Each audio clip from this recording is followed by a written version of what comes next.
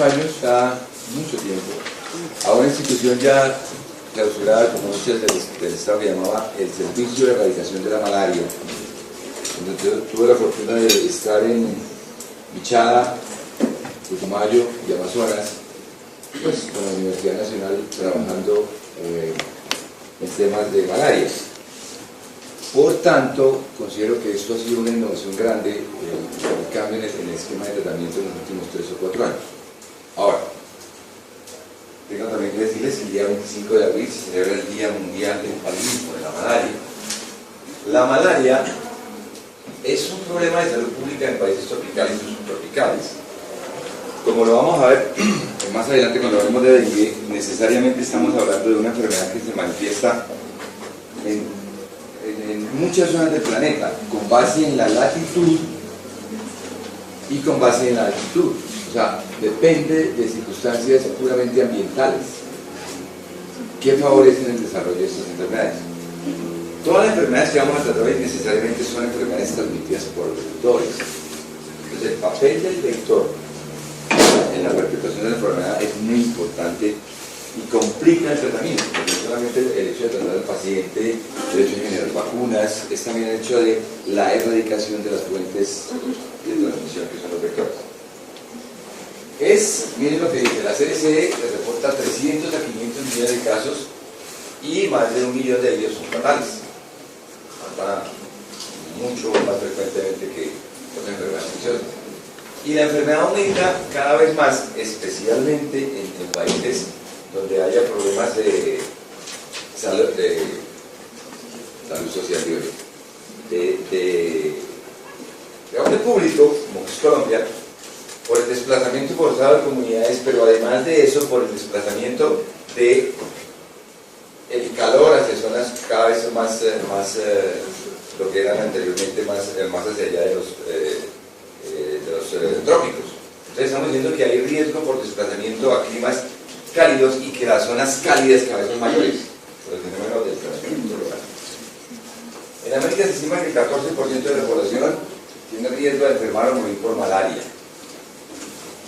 Es endémica en el 75% de las áreas localizadas por debajo de 2.500 metros de altitud. Analicen, como lo vamos a ver ahora, el mapa de latitud y altitud en Colombia y verán que es un problema que involucra casi todo el país. Algunos antes le hablaban de malaria y decían, no, porque eso va por ahí en el llano, eso no me afecta. Y resulta que estamos aquí a hora y media en un pueblo que se llama más allá de Carnal de Picalá, está por la zona ¿cómo se llama? El río Sumapaz, es decir, está muy cerca a nosotros. Y el desplazamiento de las poblaciones, desplazamiento forzado, ustedes ya saben, guerrilla, paramilitar, etc., hace que cada vez más la gente tenga que desplazarse de zonas que no son habitables o zonas que son de dominio del vector. La explotación irracional de minas, la minería a cielo abierto, bosques, etc. En Colombia se estima que hay 12 millones de personas que habitan en zonas de alto riesgo para la transmisión. Y ojo, estas son estadísticas del año 2012. Entonces eso puede ser que sea un poco más. 13 millones corresponde a un poco más del 20% de la población nacional. Eso es una cosa absolutamente dramática. Desde el punto de vista epidemiológico, ¿qué podemos decir? Que en el año 2012 se registraron 56.175 casos de malaria confirmada. Pero tengo que decirles que cuando uno viaja por esas zonas del país, se da cuenta que su registro es muy alto. La gente convive con la malaria. La gente ya sabe que le da las fiebres, como lo llaman en el clima, con el médico. Y se autoformulan. Entonces esto es un dato subregistrado. Fíjense que la gran mayoría, a Dios gracias, les vamos a decir porque la mayoría son vivas, las 3/4 partes. 24.4% es plasmodium falciparum y es aquí el problema, porque eso es lo que genera la mayoría de las malarias complicadas. Por supuesto, en Colombia el reporte de Plasmodium malariae es muy raro, casos importados, y hay que tener en cuenta la participación mixta, que implica un cambio en las estrategias de tratamiento. Miren el mapa epidemiológico de malaria en Colombia. ¿Ustedes qué creen que tiene este sitio de particular?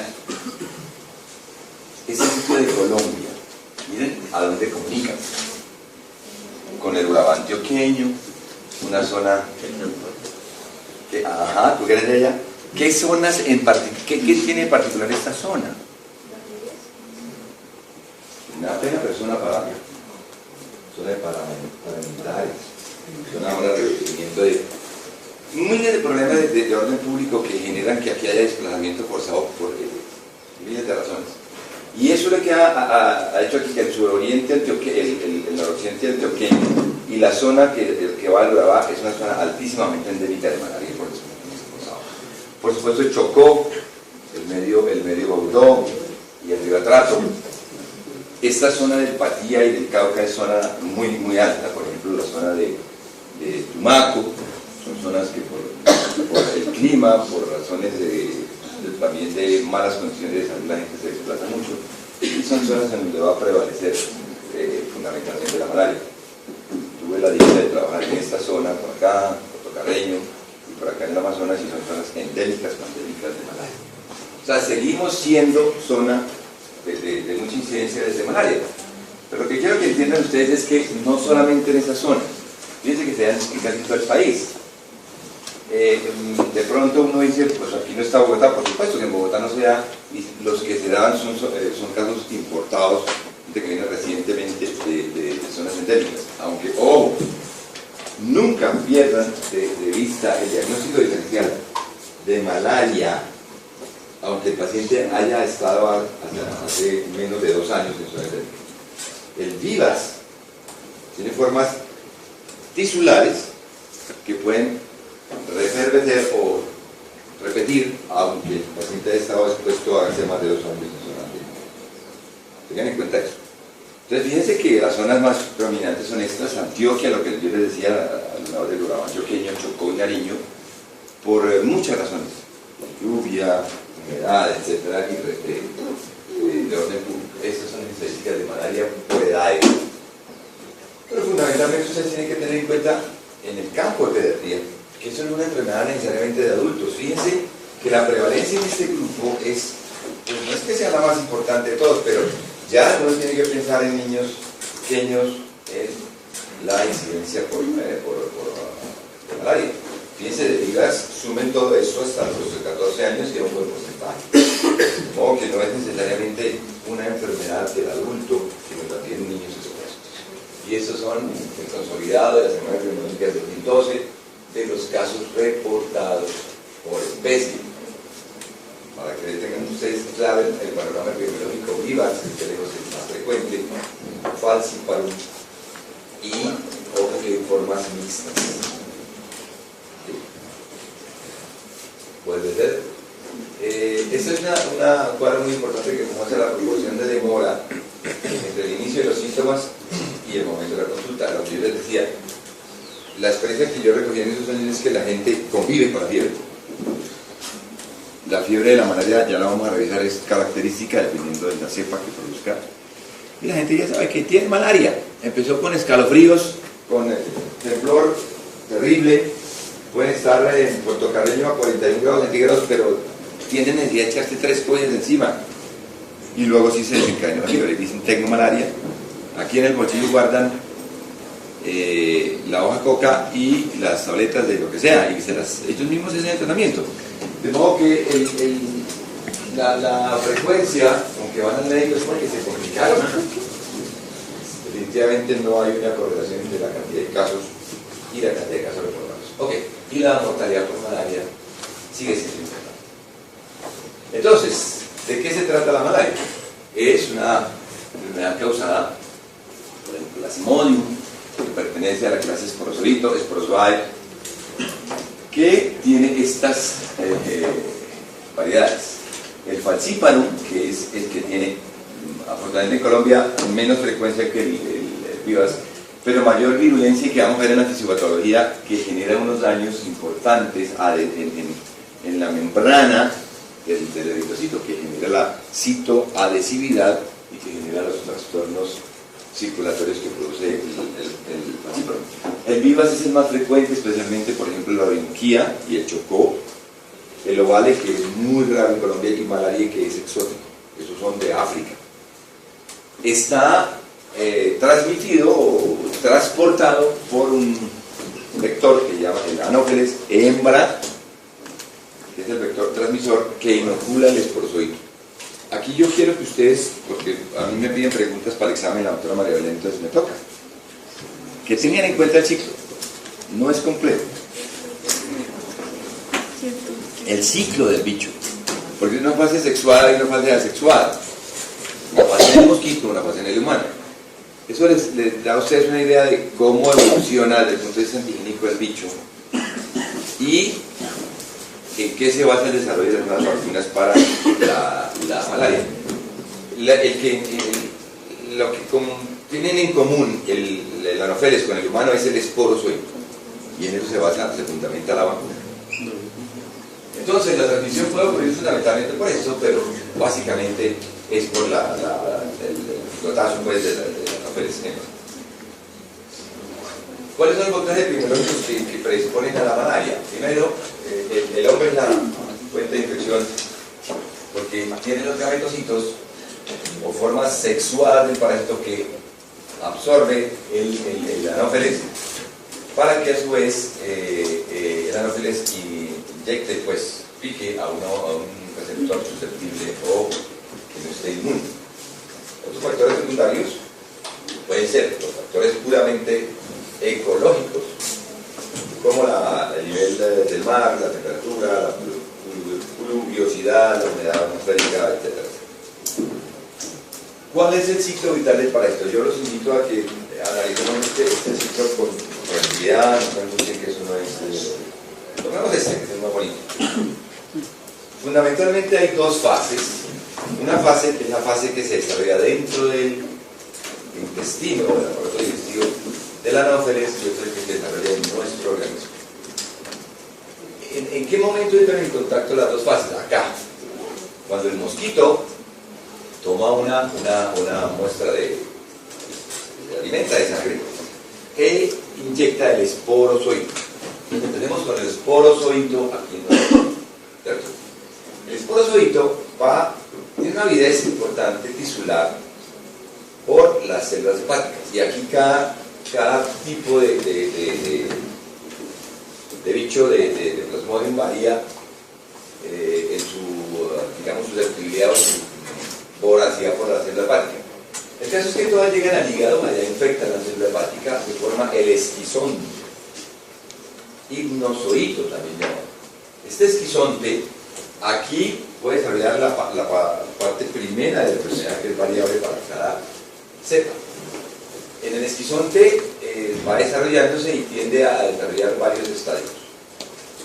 Puede ser que madure y dure ahí mucho tiempo en forma tisular, como ocurre con el Plasmodium vivax, y puede durar de 1, 2 o 3 años. De modo que si a un paciente le dice, sí, estuve por ahí en un sitio de Carlos Villavo hace 2 años, y me dice, no es posible que tenga malaria. Es posible, es un virus. Pero el falciparum tiene la tendencia a romper la célula, se abre la célula hepática y se rompe violando los esquizontes. Esta fase es clave, porque en esta fase, cuando hay parasitemia, es cuando se genera la mayoría de los síntomas de la malaria. Es decir, malestar general, todo un síntoma de reacción sistémica inflamatoria. Aquí, cuando se produce la parasitemia primaria, esto se produce la explosión de millones de esquizontes, la fiebre. Entonces, cada uno de estos bichos, me refiero a los Plasmodium, tiene una fase intrahepática variable. Unos duran 2, 3, otros días 4 días. Y cada vez que se rompe, produce el ciclo de fiebre. Por eso en uno se llama la fiebre terciana, porque produce la fiebre cada 3 días, es el ciclo de reproducción hepática. Y otros se llaman la fiebre cuartana, cada 4 días. Pues bien, se rompe el esquizonte. Cuando se trata de vivax, unos se rompen y otros quedan en el hígado. Cuando se trata de falciparum, perdón, el vivax es mixto. Cuando se trata de falciparum, todo se rompe. Invade el eritrocito. Y en el eritrocito es importante decir varias cosas. Depende de receptores celulares del eritrocito la capacidad para que ese plasmodium invada o no con más facilidad a dicho eritrocito. Por esa razón, cuando hay alteraciones, por ejemplo, en la morfología o en los receptores de membrana del eritrocito, algunos cepas de plasmodium o de virus no pueden invadir ese eritrocito. Estoy hablando de la anemia de células falciformes. Los pacientes con anemia de células falciformes son inmunes a la malaria porque no pueden invadir el eritrocito. Hay otra enfermedad muy curiosa que cuando se altera un receptor que se llama glucosa 6-fosfato deshidrogenasa, esos pacientes tienen la tendencia a producir ictericias precoces. Cuando se presenta la enfermedad, los pacientes no se deben invadir por la malaria. La verdad, yo prefiero tener malaria a no tener un déficit de glucosa, ¿no? Pero recuerden que son enfermedades que son, de alguna manera, genéticamente, que predisponen a la inmunidad contra la malaria. Ahora bien, dentro del eritrocito empieza a producirse el trofozoito inmaduro. Después vamos a ver unas láminas, se ve como un anillito dentro del eritrocito. Aquí tiene que, en este sitio del humano es donde se ve la fase sexual del plasmodium. De modo que puede madurar y seguir dos vías. Uno, hacia trofozoito maduro, que sencillamente evoluciona hasta esquizonte y se rompe a esquizonte. Y aquí produce una parasitemia secundaria, que también vuelve a producir fiebre. Y está sincronizada con la primera parasitemia. Cada vez que hay eclosión, sobre todo de los esquizontes en el torrente sanguíneo, hay sintomatología cardiológica. La segunda parte es que el trofozoito no le interesa seguir invadiendo el sino que dice voy a seguir mi ciclo reproductivo y va hacia la maduración sexual y forma formas extraeritrocíticas llamadas gametocitos. El gametocito puede madurar hacia gametocito masculino o gametocito femenino. Cada cual tiene su forma específica. El caso es que esta es la forma latente que va a reproducir el ciclo vital del parásito. De modo que aquí en sangre vamos a encontrar, ya sea de uno o del otro, gametocitos mixtos. ¿Qué pasa si el bicho en este momento pica? El bicho ingiere dosis muy abundantes de gametocitos ya maduros. Esos gametocitos inicialmente van a parar ¿dónde? Al intestino grueso del bicho, al colon del bicho. Y ahí va a formar un macrogametocito. O puede evolucionar a formas flageladas de los gametocitos, que llaman microgametocitos. Pero aquí ya se compromete en un ciclo de reproducción. Aquí tiene una curiosidad y es que a partir del colon va a empezar a migrar hacia las glándulas salivales del sacudo y puede formar un microgametocito o macrogametocito. A partir de las vías digestivas altas del parásito genera una forma flagelada que se va estirando y se llama un ocineto, que migra espontáneamente a la glándula salivar del sacudo. Ahí se presenta una forma larvada, una forma quística, mejor dicho, que se llama oquiste. Y en el momento en que este bicho pica, lo expulsa a través de como la saliva del bicho, y en ese momento rompe ese quiste y libera muchos esporozoitos. Se rompió el oquiste. Entonces fíjense que va cambiando mucho la membrana, la forma, la estructura del bicho a lo largo del ciclo. Por eso es que es supremamente complejo elaborar una vacuna, porque una vacuna ¿qué tiene que tener? Un antígeno que sea tanto en el humano como en el bicho para que genere buena respuesta. A través de la investigación del ciclo del parásito que se encontró que la única estructura que comparten el insecto con el humano, ¿cuál es? ¿En qué momento se comparten estructuras? El esporozoito. El esporozoito entonces es la clave para la fabricación de la vacuna contra la malaria. Se logró modificar algunas proteínas en membrana del esporozoito que se llamaron el circunsporozoito y se asoció a un adyuvante